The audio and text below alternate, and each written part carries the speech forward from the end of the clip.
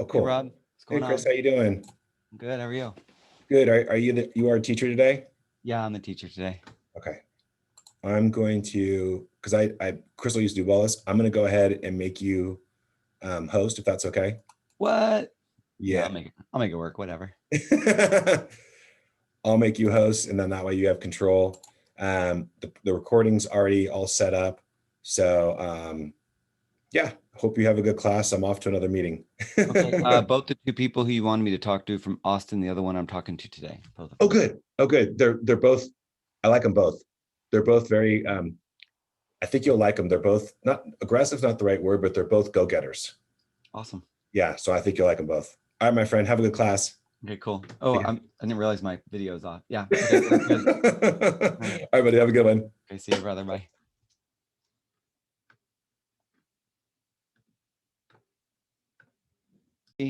We are resuming the recording, so this will be a recorded session. My name is Chris Alston. I am a expansion team owner out of Silicon Valley. I own Live Play Real Estate. It is based in Silicon Valley. We handle Greater Bay Area, and we have offices in Sacramento. So we're a mutual company between the two locations, averaging about 100 to 120 million in production for the year.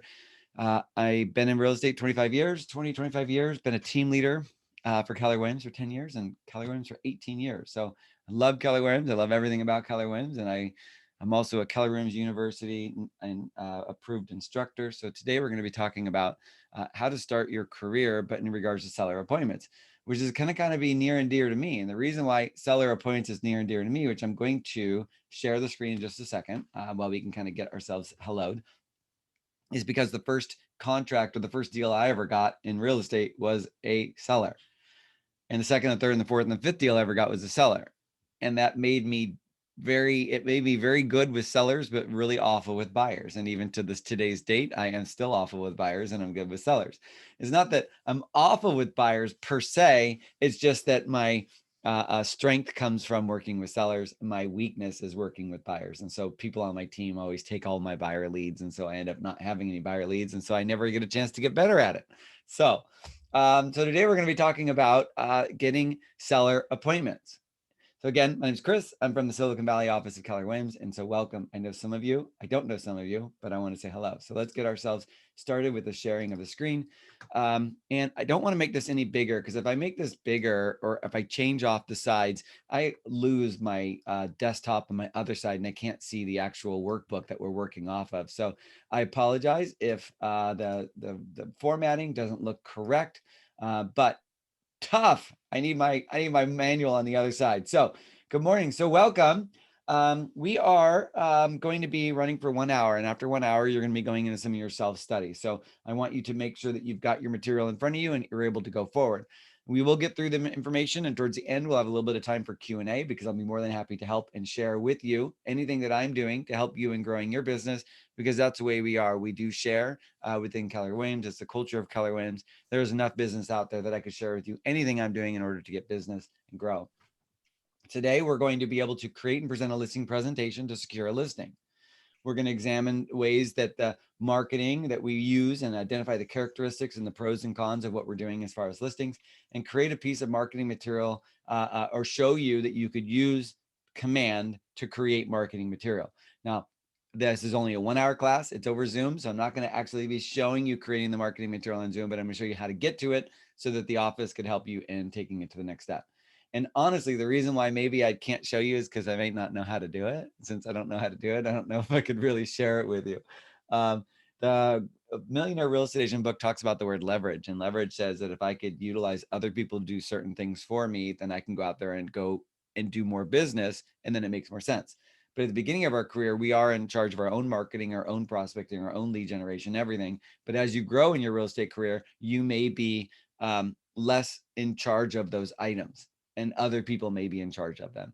And I'm at the point where I'm not in charge of any of that aspect. So I don't know how to use Command. I don't know how to use, I don't know how to make DAs. I don't know how to handle the internal systems, but my team does, kind of like Henry Ford. He has people who know how to do it. I just didn't do it. Also, I kind of refuse to learn, so I don't have to ever do it. I could be like, I don't know how to use it. I'm sorry. I need someone else to do it. Okay, so that's what we're going to be focusing on today. So moving ourselves, we're going to be working on the seller listing presentations and moving forward. We're going to be talking about the idea of what seller wants. Now, the interesting thought is we ask ourselves this question, which is how sellers find their agent. And what do you guys think? I know that the answer is right there on the screen. Is you're cheating if you look at that screen. But I mean, at what point do you think a seller makes a decision to use an agent? What comes to mind? What do you think? There's no right or wrong answer. So imagine this. It's a middle of hot summer.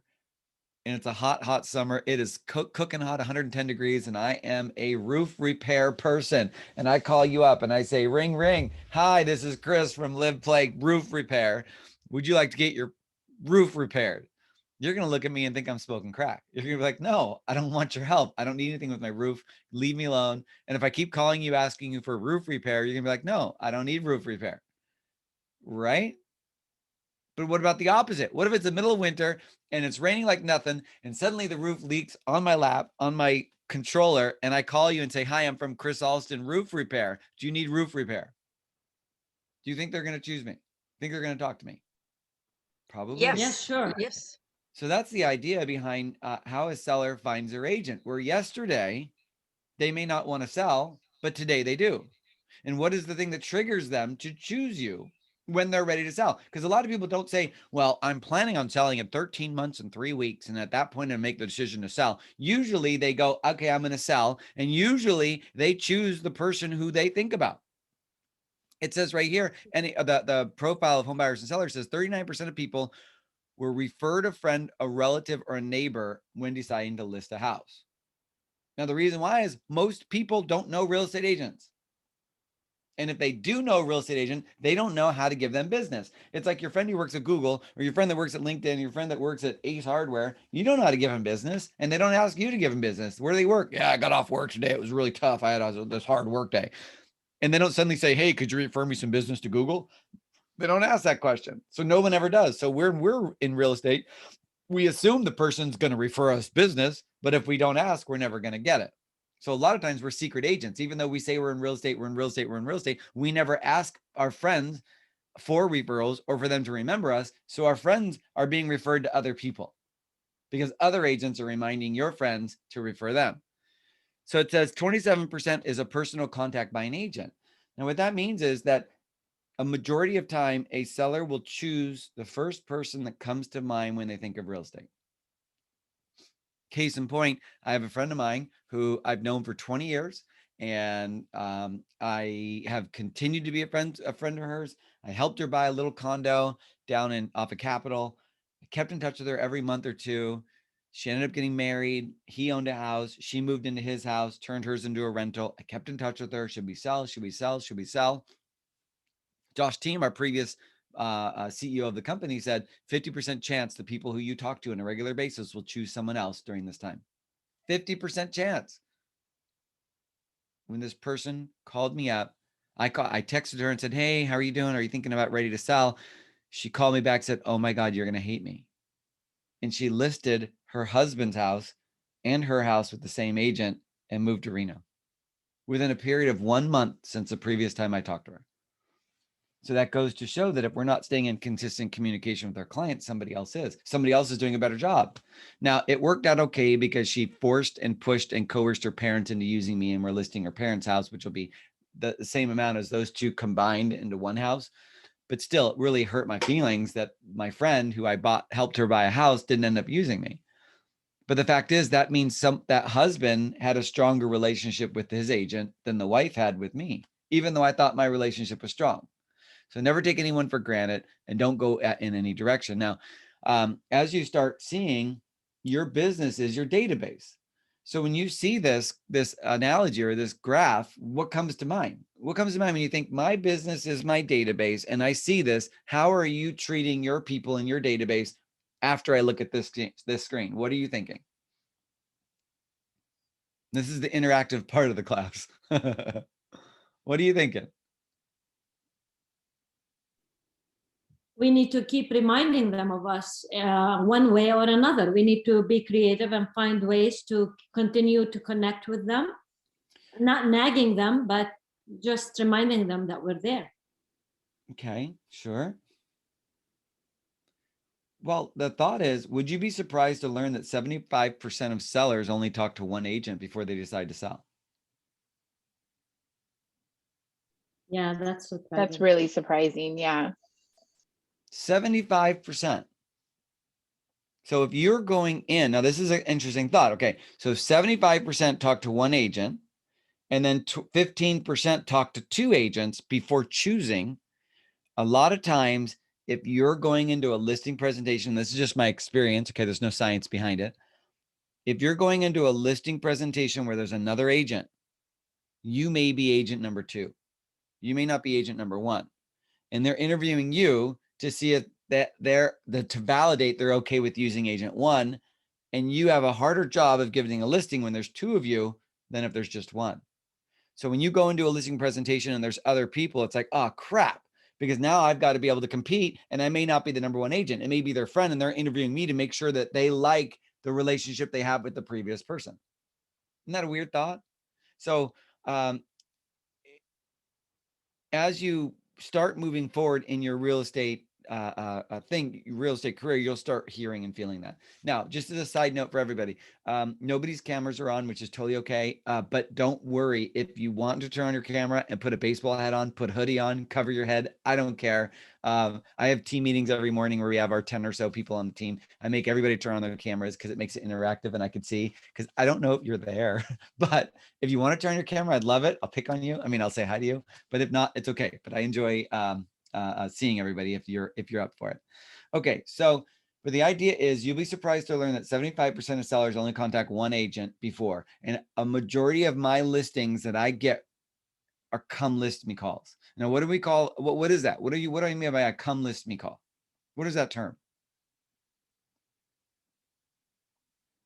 A come list me call is someone who calls and says, hey, we need you to help sell the house. Can you come over today so we can see what it would take to get it on the market? And there's no listing presentation. Now, have any of you had a come list me call? No. No, but I aspire to one day.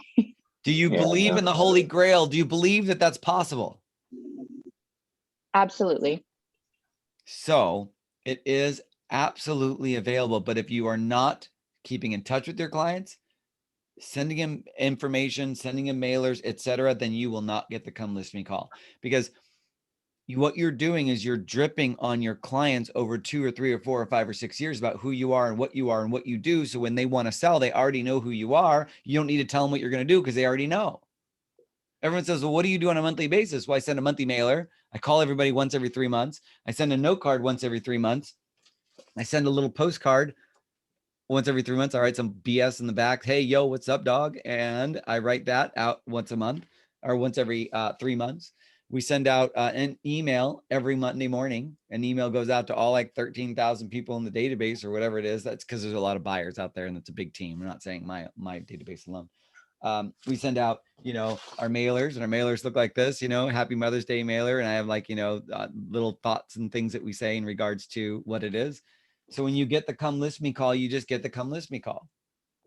And like the example of come list me calls are, we have a property down in South San Jose. That was my friend who ended up going with the husband. And she said, oh my God. So I told my dad, he's got to use you. So when I talked to the dad's like, yeah, we want to be able to talk to you. Let's see what we can do. Immediately go out there, immediately talk, immediately get in a conversation. And there's no way that they can talk to anyone else because you're giving them everything they need and talking to them every day. Because we found that Josh Team said the first person to the appointment, the first person to the Zoom appointment, the first person out there is going to be the person who gets it a lot of times, because during these COVID times, sellers aren't wanting to meet with 50 people. They just don't want to. If you can meet with one and they can meet all their terms and ideas, it's great. Now get a little bit nervous right now because open houses are starting. And what that means is your clients are now going to go into the den of agents trying to steal your client. So don't let your clients go to open houses. That's your first rule, number 1. Do not ever send your client to an open house at all, because that person that's sitting in an open house is trying to steal your client and they haven't been in front of a client in a year. It's crazy because we have all these new people on the team, and we're saying, hey, does everyone want to do open house? They go, yeah, I want to do open house. But they're like, I don't know how to do an open house. Isn't that a funny thought? I've been in real estate for a year and they've never done an open house. So that's odd because a lot of people do open houses before they do anything. So the point is you've got all these people are going to be doing open houses that have never done it before, and they're going to verbally vomit on everybody who walks in the door. So don't allow your clients to go to open houses without you. All right. So pulling ourselves back to that idea of the come list me call is exactly what it says. Come sell my house for me. And it would be non-competitive. But the way you do that is a long process. Let's give you an example of how that process would work. I go to my friend's house who does a party 2 times a year, not in the last year, obviously, like a fry fest. We fry, bring whatever you want. We deep fry and we eat it. Another one is like a pumpkin carving contest. And I go to the event, we bring the kids, and I meet everybody I can meet. Now, this is a husband and wife. I went to school with both of them. They've been a friend of mine forever. They helped build my house, and I refer them business. They refer me business. I bought their house. The gal's sister showed up with the husband. Never met them before ever in my life. Although we knew each other, obviously we've seen each other. So instead of asking permission to mail to them, I reverse searched their names on the title company or through the MLS and found their address. They live in Palo Alto. Well, great. So I started mailing a bunch of shit to them. I just started mailing shit to them every month. And about X number of months or years later, it was like 2 years later, I kept seeing at different events and we talk. He called and said, hey, we're thinking about selling and buying. Will you come out and talk? I went out and talked, and it ended up being like an $8 million transaction between all of them. Just because I took their names, I cold mailed to them, but after 3 to 5 years of cold mailing to somebody and seeing them occasionally, it becomes warm because they see you. So a mailer only works really, really well if you're able to create communication, but it's not overnight. A come list me call doesn't mean I just added them to my mailer yesterday and now they want to list with me. No, that would be a competitive listing where you got to go out to the listing presentation and do what you got to do. But if you build your database, build it strong, build it amazing, the people will just call you when they're ready. Unless someone's doing more mailing than you and you're not calling. Because the most important aspect, if I'm doing all this crap to my sellers, what's the most important part of my 33 touch to my sellers? It's the call. The call is the most important part. Why is the call the most important part of my 33 touch? 33 touch is from the MREA book, the Millionaire Real Estate Agent book, which means I'm going to not allow about 17 days to go by without touching my client. I don't allow 7 days. Mine's 7 days. Every Monday, an email goes out to the entire database. Every Monday. I don't care what it is, it goes out. And then every one of my clients is on an auto search around their house. If they live here, I put a little geographical map and they get any listing that hits them because Zillow's going to do it. All these other companies are going to do it. So shit, I'm going to be just like them. I'm going to send stuff to them as well as a monthly mailer, a note card every 3 months, the postcard every 3 months, and a phone call every 4 months or so. And when I do make that phone call with them, I immediately send them out a note card referencing the call, and I get it mailed out to them. If anybody gives me a lead, if anybody gives me a referral, they get a Starbucks card that says with $5 and it says, hey, thanks for the lead. All right, so moving ourselves forward. So again, it could take 2 to 5 years to achieve that level. But if we're going to be in the business for the next 15, 20, 25 years, why not start right now? So how many of you have started building your database and are seeing some sort of a success? Tell me something. 2 of you guys tell me something about building your database. Give me a thought you had about building your database. I need 2 people to respond. Well, it's been kind of slow going, but it's funny. I'm adding to the database every day, and it's new people seem to creep into my mind that I hadn't even thought about. So like, as you know, previously I'm kind of thinking, oh, well, I exhaust all my, immediate options with regards to who I have in my sphere of influence and who I can add into my database. And then it seems like kind of the more I think about it, I'm starting to expand my understanding of what my sphere really is and who I, been in touch with and who I can get in touch with. Okay. So that just expanding that kind of that idea around how to reach out and who to reach out to has been that's been pretty interesting for me. All right. So if I look at the Millionaire Real Estate Agent book, again, this is like the textbook for doing real estate. I'm not sure what page that one is on, but it says there is a definition of your database. Your database is people who you have met versus haven't met. That's it. Anybody you've met can go in your database. Anybody. So I added my dentist to my database. I didn't ask her. I just reverse searched her. I found that she lived in 3 different properties. So screw it. I added all 3 properties to my database. And then what I did one day was when I was driving around and looked to see if I could see what looked like it was a rental or whatever. It doesn't matter. I added it. And in adding it, I ended up selling her $2 million triplex. She moved up to Seattle, and I could have sold her business practice, but I don't do business ops. And I took over the property management for her property that's here local. And so I was able to get a big transaction, and I didn't even ask for permission. And that's the biggest thing. Do not ask for permission. Just beg for forgiveness. Don't even ask for anything. Who cares? If you find someone, find their address, mail it to them. It's that simple. That's a database. So when you think of people who you know, add them to your database. It's that simple. And then type in who they are, and then figure out ways to find their email, because email is the next step, right? Email is okay because you can email them. An address is even better because you can mail to them, but make sure you mail. If you use Michael Lewis Marketing Suite, it's 100 is the minimum that you could use. I know through Command, there are some options and so forth, but you should be establishing before you set up a geographic farm, make sure you set up your psychographic farm, which means you're mailing to your database on a monthly basis. But that's good. Add everybody you can think of when you're driving around your dry cleaner. I added my dry cleaner. My dry cleaner became a buyer, but it just, the market's just a little too crazy. But because I mailed to the dry cleaner, I just mailed my crap to the dry cleaner.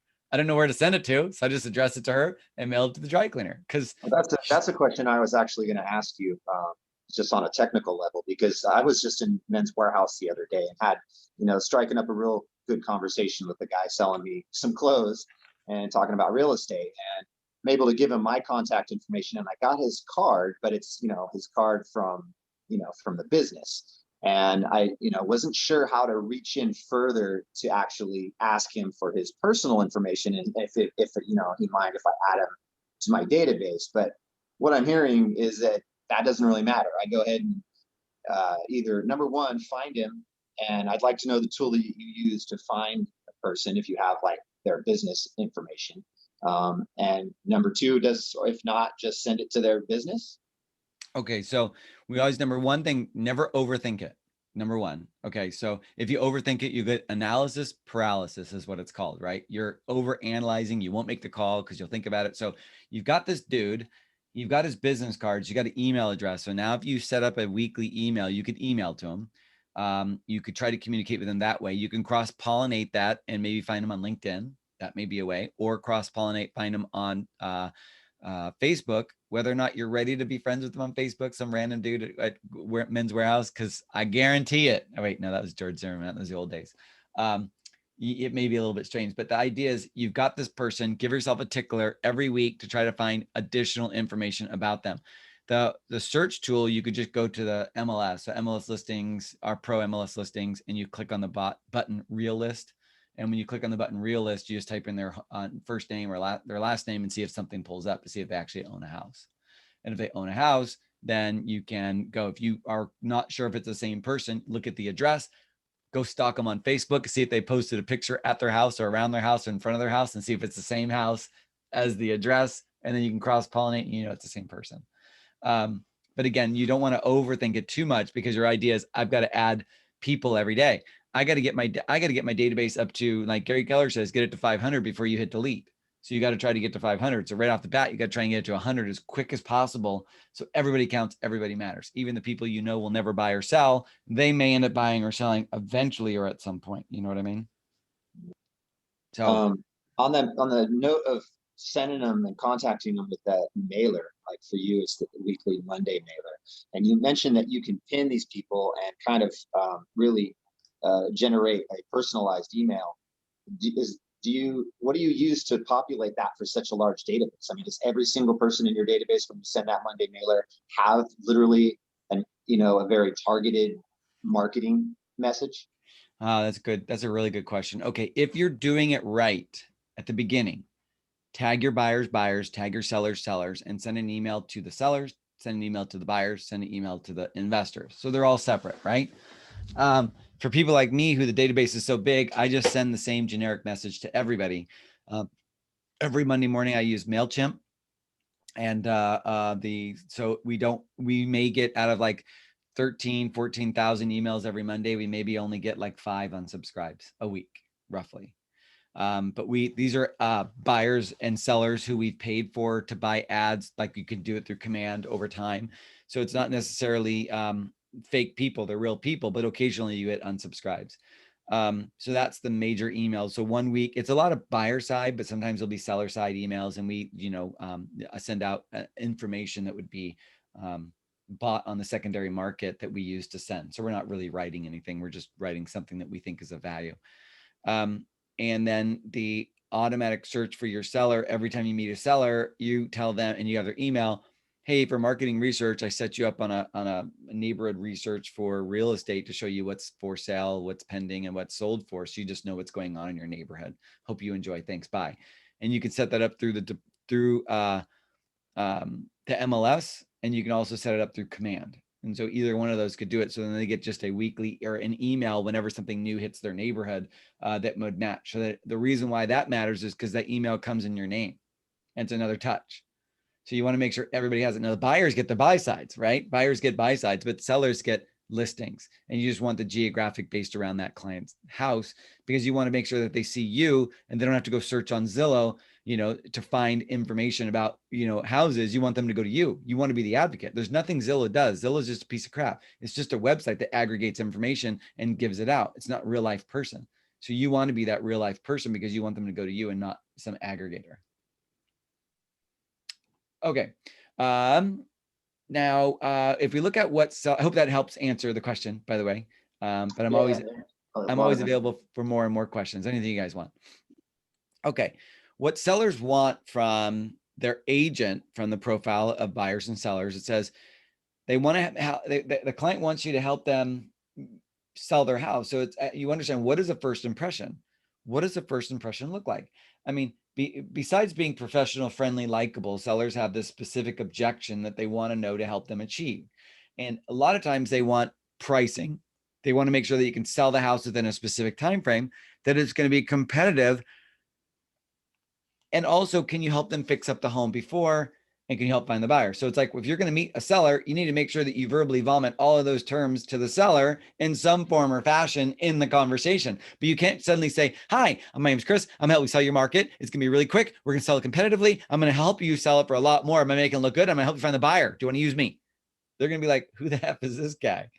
So, but you need to be sure that those are the things that a seller wants. So you're not going to want to try to talk about, helping find the buyer as the first aspect of your conversation. You want to make sure that you would say how you're going to help them market their home. Now, we know that marketing the home isn't going to be the primary ability to sell a house, because price is the primary thing, right? If you price it right, it's going to sell. If it's not priced right, it's going to sit. We know that. But sellers still want to make sure their house is marketed. So if I'm going to, I don't know, take pictures with my iPhone and I don't know, like not stage it, not clean it up, not do anything to the house, am I helping them understand that I'm going to market their home? Isn't that a weird thought, right? If all I'm doing is putting on the MLS, putting a yard sign up, and praying that it sells, am I doing enough to make them believe I'm going to help them sell their house for the highest possible price? Now, you do come across those crappy listings where you look and you go, oh my God, you can see the guy in the mirror. He's taking a picture, or the dog's in the picture. Oh my God, the guy's in the picture. We see those all the time. It's because sellers only talk to one person majority of the time. So they don't know any different. So the agents, then there are the agents that show that, oh, look at this. I did this video and I did this and I did this and it looks amazing. And look how amazing I am. It's not that they're going to get more business, because it doesn't matter how amazing of an agent you are. If you have no clients, you have nothing. And so they may have one listing and they make it look amazing and make it look like they're awesome and they're great. And then they're not in the business next year, even though they had the most amazing listing they've ever had. When you go on the MLS, I mean, the clouds parted and the sun shined down on your computer when you're looking at this listing. But that doesn't determine success or failure. Success in real estate is how many people, when they think of real estate, they think of you. Because there are awful agents out there that do a lot of business. I mean, awful. There are agents, when I look at their listings, like, oh God, it's that agent. I don't even want to write on this person. I don't even want to talk to that person. I don't want anything to do with them. And when they call me, I'm like, yeah, right. Of course, I allow the seller to make whatever decision they want to. But when they call me, I'm like, this punk's calling me. Because if we're going to be in this business 20 years, you're going to get to know agents you don't like. and they're going to get to agents that you really do like. But long as the story short, there are going to be crappy looking listings and good listings. So but that isn't what creates long-term success. Long-term success is when clients think about real estate, they think of you. That's your success. So don't sit here and worry about, oh my God, am I going to be able to market? Am I going to be able to do this? Am I going to do that? No, your idea is I got to grow my database as big as I possibly can and as wide as I possibly can. And to make sure that when they think of real estate, they think of me first, nobody else. The rest you can figure out. So don't worry about what am I going to do to market my house. But the first thing you got to do is you got to get clients. All right. But if you are meeting the seller, you need to make sure that you're going to talk about how are you marketing. So what are ways that you could market a house aside from putting it on the MLS and putting a yard sign in the front yard? How else could I market a house? This is the interactive part again. Social Facebook media. posts. Okay, Denise, you said Facebook posts. Okay. Hey, Yes. look at my new listing. It's awesome. Yay. Okay, cool. What else? Stage it and contact all the agents that are working in the neighborhood for other homes. If they are having buyers that are not interested in the listed home that they're showing, to refer them to Okay. you. All right. Stage it. Great. Make it look, polish it up, make it look good. Great. What else can you do?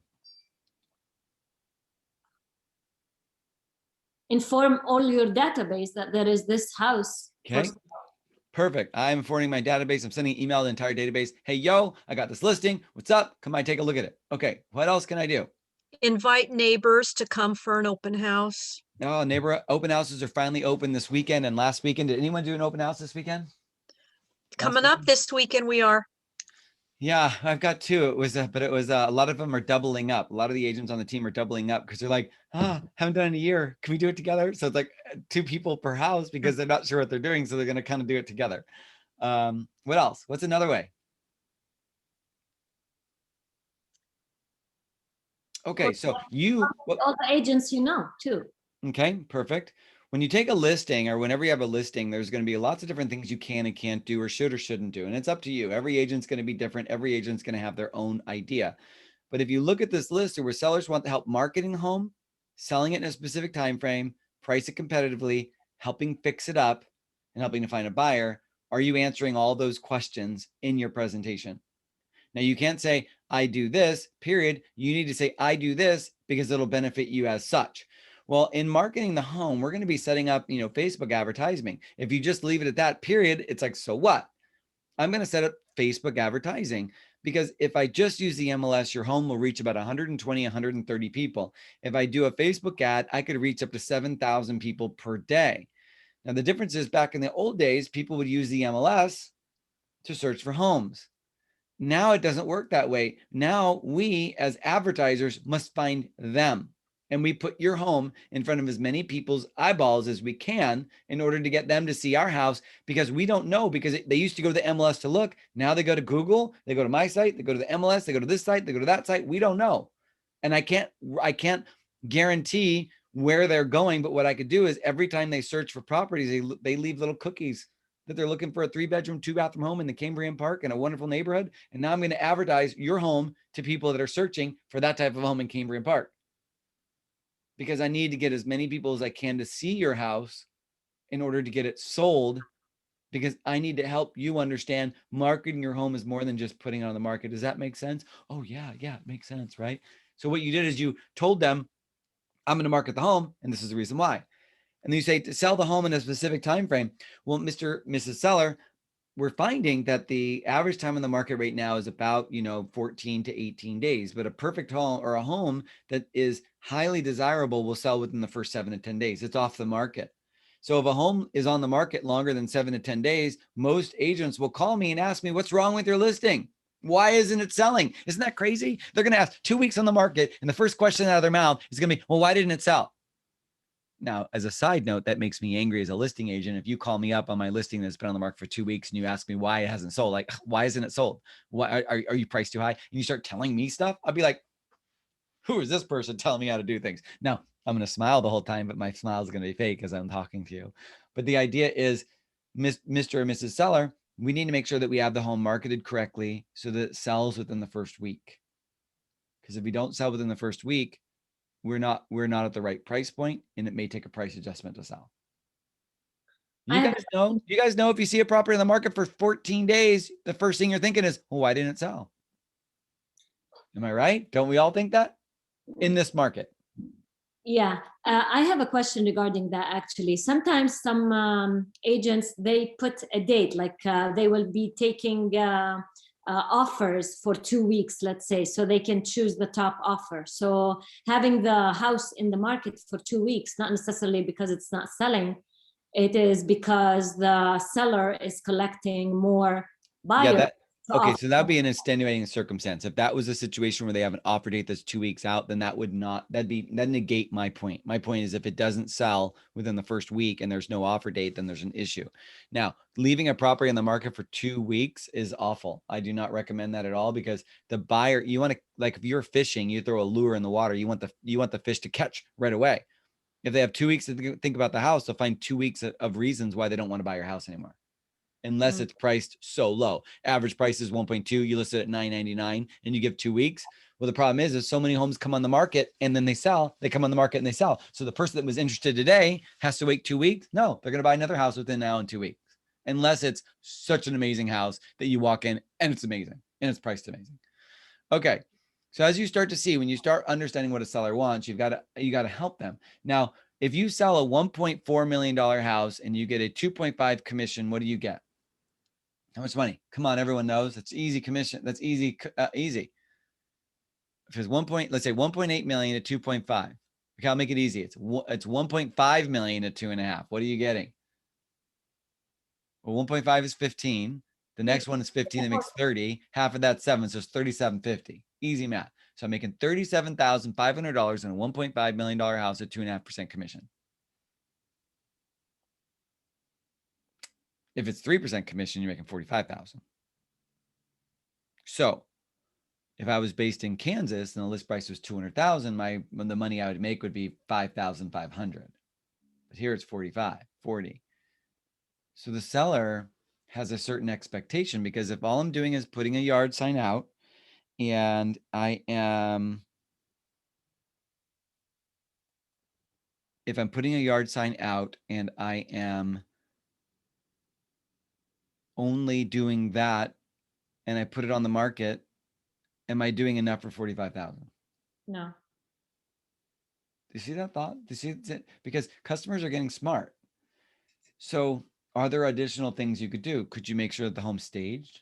Could you wash the windows? Get the carpets cleaned? Pressure wash the walkways and the sides of the house? Help them with delivering landscaping product to make the home look amazing? So as you see, there is an increase in so much that you could do in order to make sure you provide good value. All right, moving ourselves on. So the process of listing is you have a pre-listing questionnaire. The pre-listing questionnaire is basically some people send out information about, hey, are you thinking of selling? And what are the things you're thinking about? And then the client fills it out. So then you call them and set the listing appointment, which is, so the questionnaire is determines expectations, motivation, how soon they want to sell, etc. And once you find out that information, you schedule a listing appointment to understand how motivated they are. Are they really motivated? Schedule the appointment. Some people send a pre-listing packet, which means you send by email, by mail, you deliver, which sets the seller's expectation of the process of how it all works. And then you create a listing presentation and you go to the house. Sometimes you skip all of this and you may only go to home walkthrough listing appointment, and that's it. There's none of that stuff before. But a lot of times people will send out a pre-listing questionnaire so they know what it is they want. Sometimes they ask on the phone. So when are you thinking about selling? Where are you going? What's this? What's that? What price point are you trying to get? What's this? That could be your questionnaire. It could be verbal. And after you get the questionnaire, you schedule the appointment for Thursday at 4. Okay, great. You may send them information, which is your pre-listing information, because the client will read it. Therefore, your listing presentation may be shorter, because you're basically giving them everything you're going to do in a packet beforehand, which is available on command and other places, your listing packet, so that they can understand what their expectations are when you meet with them. The listing presentation, and then you go. I would say 99% of all my listing appointments, I do not share with them a canned listing presentation, like a printed one. What do you think of that statement? a majority, if not all of my listing presentations, my listing appointments, I do not open up my listing, the pamphlet that we print with all of our info. What do you think? Well, you're trying to create friendship like relationship with your client, and you talk about things verbally, you explain things, word to word, not in written manner. Okay, that's a good point. What else? What else comes to mind? Why am I not actually using it? Because also you already dropped the info before, right? So they Okay. have an idea what you do. Okay. All right. Sure. Those are all good answers. A lot of times I don't, because I don't need to, because it's a come list me call, right?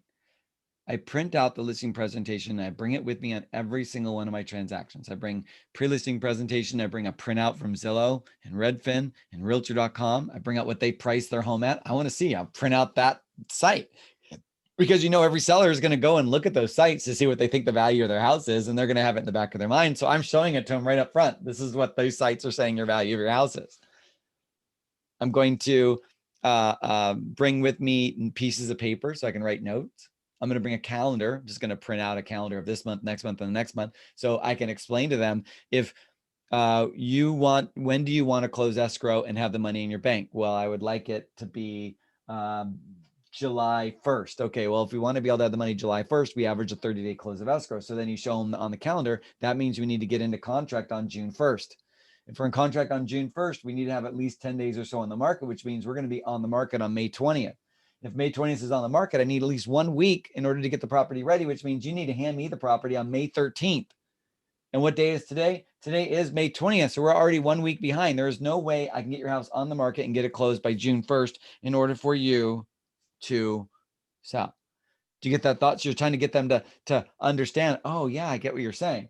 So it allows you to really see. Or if they were to say August 1st, then you're telling them that you got to hand me the house by June 16th. And they go, oh my gosh, that's 3 weeks away. I go, yep, I know it's 3 weeks away, but I'm here with you every step of the way, which is going to allow you to yada, yada, yada. All right. So, but the whole idea is I bring a listing presentation because you never know if I'm going to need it.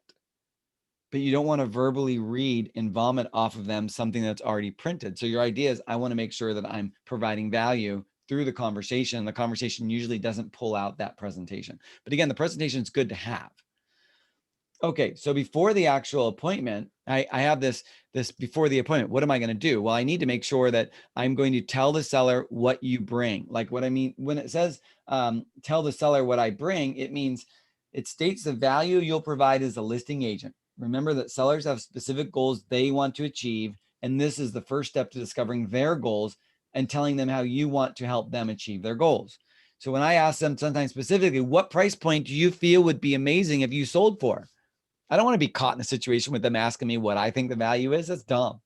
So I asked them, well, what if someone wrote you a check today and said, I'll buy your house for this amount? What amount would that be where you'd be extremely happy? So now I know where their price point is, right? I need to know where they're saying. At this pre-selling, at this pre-about, you get confidence and you allow them to better understand the process when you start helping them understand what their goals are. Because your goal isn't to sell the house. Your goal is to help them achieve their goals. That's what agency says, right? My personal thoughts and ideas are not paramount to what the seller wants. So a lot of times this pre-listing packet can get a lot of those pre-listing jitters out, because you could send it to them and they can get the information and they can get themselves forward. Now the pre-listing packet is in your toolkit. So if you don't know where it is, it's in the Ignite Spark toolkit. And then you have the ability of pulling this up and getting it. So the first thing you should do right now is, if you don't have this completed, do it, get it done. I'm more than happy if you want to email it to me and I can tell you, hey, does it look good? Or I can tell you, I don't know, do some work. I'm happy to share with you any aspect in regards to what we're thinking on your pre-listing packet. So the next one is the actual listing presentation. Now the actual listing presentation is what is to get the seller to list with you. I'm trying to get them to list with you. So I got to create an impression that's going to help build. And again, this is going to be in your toolkit. And you're going to be able to set expectations, share your price point. And when you start talking about pricing and price points, I would recommend trying to talk to as many agents as you can and see how they do it, because people on my team do a lot better idea of scheduling and ideas of price points. I am just not that good at of being able to analyze price points and come up with the price. I'm better understanding the market and what's the market going to determine, and how's the market going to react to the price that you want, because it may be worth 500,000, but if you put it on the market for 500,000, it's going to sit. So we may have to price it at 575 because that's where everyone else is in order to get it to move. So you got to understand the currents of the market, the way that it's going.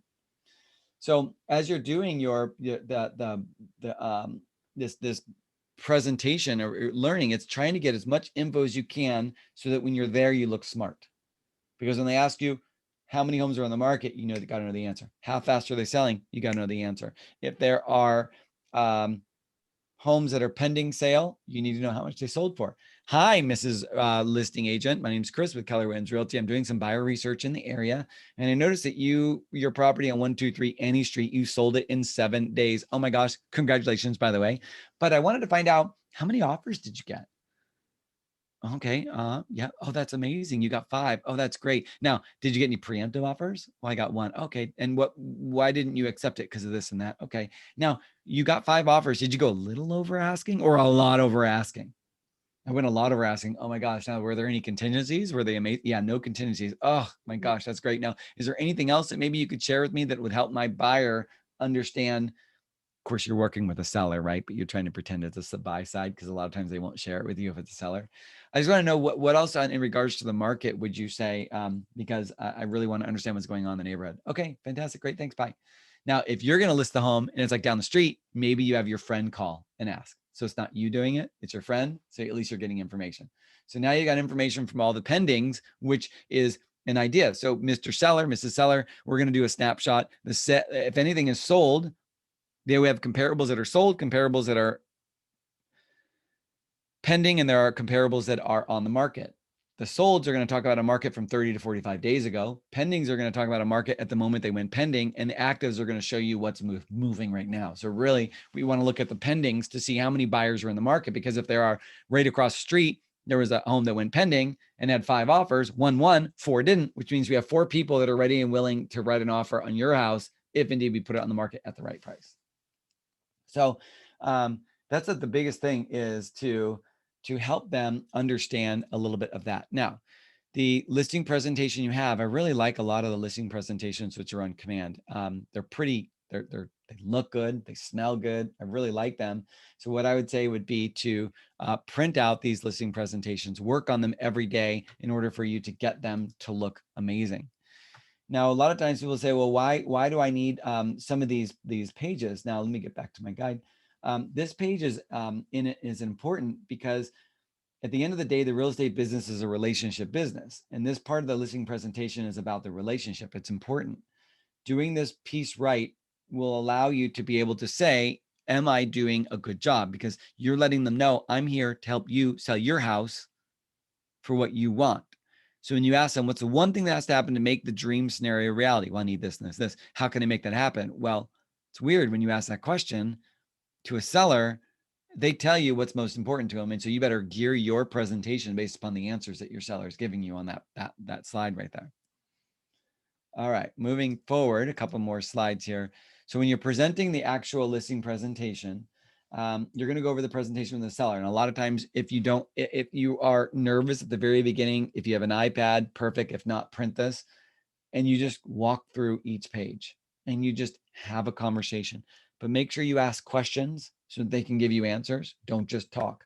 If all you do is you talk, you're going to verbally vomit on the client and they're not going to be very fun. It's kind of like saying, the person who talks the most in a conversation, they may be an interesting person, but if you're allowed to talk a lot, you're an interesting person to talk to. And that's what you want to do. You have do more listening than you do talking. So the listing presentation is created and it's given and it talks about, hey, I'm going to help you and so forth. But when you finish that, you're going to get to a point where you're going to have seller objections. Now they're in your script. In your tool bag are going to be scripts that you can review. And that's why it's hard, because on Zoom calls, we don't have the after class for an hour of going over scripts and objections. A lot of that is done on your own. However, when you're an objection isn't mean, no, I don't want to use you. It's no, I'm not ready yet. And so an objection is just, I've got to overcome the objections. I went on a listing presentation 2 weeks ago, and there was so many freaking objections, and I'm finally signing the listing today. So it wasn't an objection, I want to use you. It was just a pain because there was so many objections. I had to talk to the daughter. I had to go back to this person. I had to go back to that person. He even thought that maybe I wasn't that interested in selling his house because I wasn't getting back to him some information, but I was trying to give him space so I wasn't all over him every minute of the day. So he accidentally sent a message to his daughter, but he ended up sending it to me. And it says, I don't really think he's that interested in helping me. I'm like, oh my God. So, and at that point, we got to realize there's a fine line between being aggressive and being too passive. And I was being too passive because I thought that would have been the right thing to do in that situation. So as the listing appointment that you have, your listing appointment is time to show off your hard work and get the listing. A couple points are, and I'm not talking about anybody in general, take a shower, get yourself groomed, make sure you smell good, make sure you look good, wear whatever it is that is appropriate for your appointment. If your client wants you in a suit, wear a suit. If your client wants you in the equivalent of a woman's suit, I don't know what I call that, a woman's suit, wear that, blouse, whatever. But if it's your cool buddies from Google, if you wear a suit, you look like an attorney. So that's not going to work, right? You can't go to your Google friends in a suit. When I go visit my friends at Google in a suit, they always go, God, you look like one of the lawyers. Get out there. Next time, you cannot come here in a suit. No, wear jeans. So, and that's okay. I'm not saying that's a right or wrong. I've just worn suits because I was a shoe salesman 28 years ago, and I had to wear a suit to school, not school, but work. So wear whatever is appropriate for your client, but make sure it's cleaned and you look clean, your teeth are brushed and you're ready to go and practice. Don't go in there looking sloppy because that's your opportunity to take, to fly. When you go into the house, you're going to do a walkthrough of the house. So a lot of people think, well, where do I go first? Well, the first thing you're going to do is you're going to set their stuff down on the kitchen table is where I always say, and try to sit down and don't do the walkthrough yet. Just trait commonality, talk to them, enjoy, see what their thoughts are. Where are they trying to go? What are they doing? You're not presenting, you're just talking. When you eventually get a chance to walk through the house, you've already established a rapport, because if you haven't established a rapport, a walkthrough is really weird when they're really like, and this is my stairs. Yep. Yeah, it's weird. So sit down, have a conversation, and then it will come around to having that walkthrough. But don't talk about selling the house and the marketing or anything because you haven't seen it. So tell me, what do you think my house is worth? Well, I haven't really looked at it just yet. I mean, it's amazing. I love your entry. It's great. I just want to review a couple quick things and let's go take a look. What do you think? And then you do your walkthrough. And as you do your walkthrough, you better be taking notes. You better have a pen and a pencil and a pad of paper and taking notes, or an iPad where you're typing out your notes. Otherwise, they're going to be like, what is this guy doing? Is he going to remember all the shit I'm telling him? So have that walkthrough survey. It could be pre-printed. And if you are worried about what to say on scripts, write out your scripts on your survey. That means what you're writing. So as you're walking, you can read the script out of what you should say next because it's written in your portfolio. You're just like this. So tell me, what's the one thing that you feel is the most important aspect that a buyer would like about your house? Your script is written right there, but they don't know. They think you're just smart. All right. Moving ourselves through to the next one. So the idea is when you're trying to close the deal, this is the hardest part because you want to be able to ask for the sale, always be closing. And sometimes you sit there and you're not sure what to say. You're like, do you want to work with me? Do you want to sign a contract? I mean, it's like you go through all this presentation, you got to ask. So what I say is, so the next thing obviously I know that do you feel that I can help you sell your house? Yes. Or you say, well, really, I'm really excited about getting ourselves moving and getting on the market. But the first thing we got to do is got to hire me. Are you ready? Sometimes I ask that question because I just want them to hire me. I want them to be ready for me immediately. So the closing is going to be one of the most important parts. Now, if you send me your presentation to look at, I'm more than happy to send you back this sheet, or if you email me, I'm more than happy to, which gives you some ideas for closings. I don't know who you guys are, so you have to email me. I'm calston@kw.com, or just email Rob and say, how do we get hold of Chris? CALSTON@kw.com. I'll be happy to send this. Feel free to send your listing presentation to me. I also have a podcast. So if you guys want real estate related podcasts, you can load in on your walks. I talk about real estate stuff that will help you as a real estate agent. It's just Real Estate with Chris Alston. You can get it at iTunes, on Spotify. It's free. You just click the button on the bottom of your screen right here that says podcasts, and then you just type in Chris Alston and you'll be able to find that site. So just click on podcasts and then type in Chris Alston or Real Estate with Chris Alston, and you should be able to find me right here. And there's just a bunch of episodes on, I think my last ones were on escalation clauses. Like, what are they? How does it work? How do you do, my offer will be higher than the next offer or something like that, or differences with counter offers versus multiple counter offers. But it's all just fun stuff, quick 15 minutes.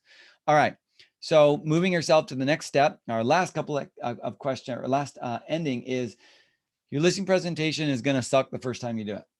I'm just going to tell you right now, but it's okay. We learn a lot through failure. We learn a lot through not doing it right. We learn from our mistakes.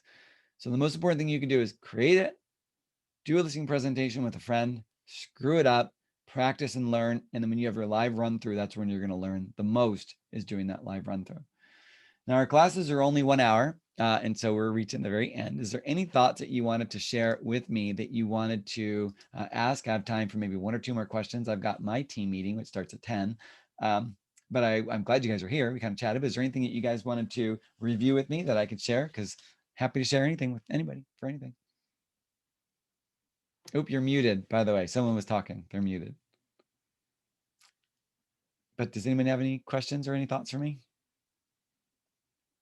All right. So again, my name is Chris Alston. I'm at the Silicon Valley location at Rob's office. Feel free to email me at calston@kw.com. If you have any questions, it may take me 24 hours to respond because I do run a large team. There's about 15 or so of us. And so I can tend to be busy. But I will be more than happy to share anything with you and be able to help. You can't learn everything in an hour. Okay. So the presentation, this is a quick run through of information. But you can't learn it all. And the point is always be learning, but don't be afraid to go and do, because that's going to be the best way to learn, is by going out there and doing.